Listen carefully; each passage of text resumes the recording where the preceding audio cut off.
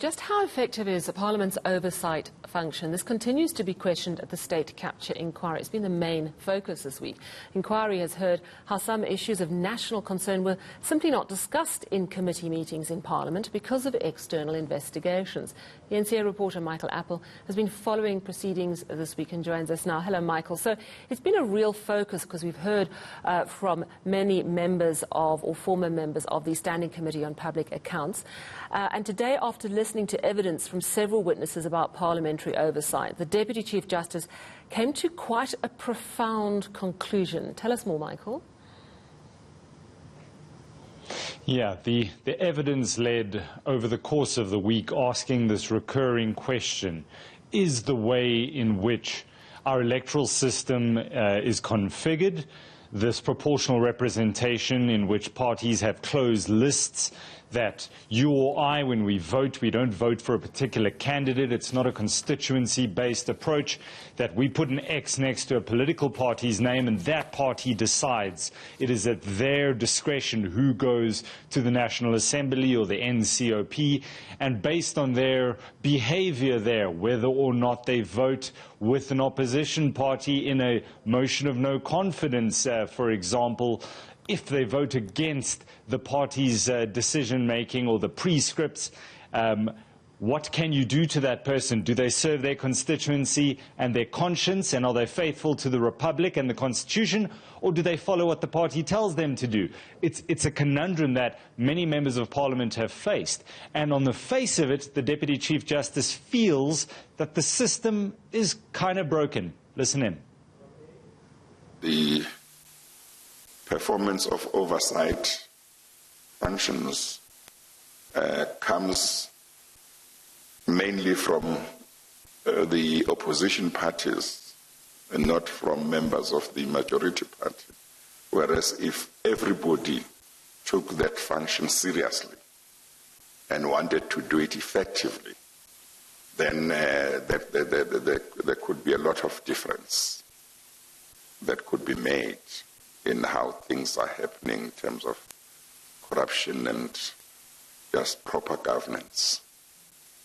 So if we leave the situation as is, I don't see any chance that if we were to be faced as a country with allegations of state capture in the future and a huge rise in corruption, I don't see that Parliament would be able to play any better role than they played over the past X number of years. Oh, that is quite hectic, Michael. Basically saying there needs to be a massive change, otherwise we could be in the same position in the next few years. Also today, Matt Johnston from the organisation Undoing Tax Abuse picked up on something quite interesting regarding the effectiveness of MPs conducting oversight. What did he have to say? So it's his belief that the way in which portfolio committees are structured and the fact that you have certain people who are deployed to Parliament, not necessarily on any skills base, it could be for purely party political reasons, and people are not there based on their competency necessarily in a particular area. So what you very often have, and I mean he's referring to the ANC here, let's just get that out the way. They are the majority party. They have been since the dawn of democracy. They hold the biggest sway over these sort of committees, ad hoc committees, parliamentary inquiries. What they decide at the end of the day is what happens. So many of their members, we've heard earlier from the former chair of SCOPA that many of those who, of the colleagues in these oversight committees were an embarrassment to the very notion. They didn't take seriously enough their job. And we've heard today that very often when you have somebody coming to appear before these committees, they are able to bamboozle members of Parliament because they haven't properly read up on what they're supposed to know about. They don't even know how to properly question and hold to account in that process the people who come before them. This is something Mr. Johnston picked up on. Listen in.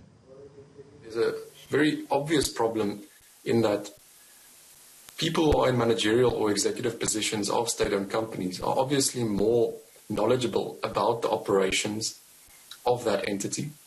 And so members of parliament, even if they had the intention to actually oversee what is happening there, they would have a difficult time comparing their knowledge of the subject matter with the knowledge of those who are actually in those positions.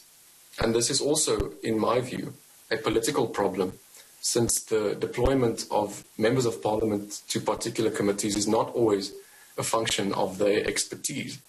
It is more often a function of their political inclination, and that I see as a fundamental problem. Indeed, a problem. That was Matt Johnston of Outer, and thank you very much, eNCA reporter Michael Apple. Keeping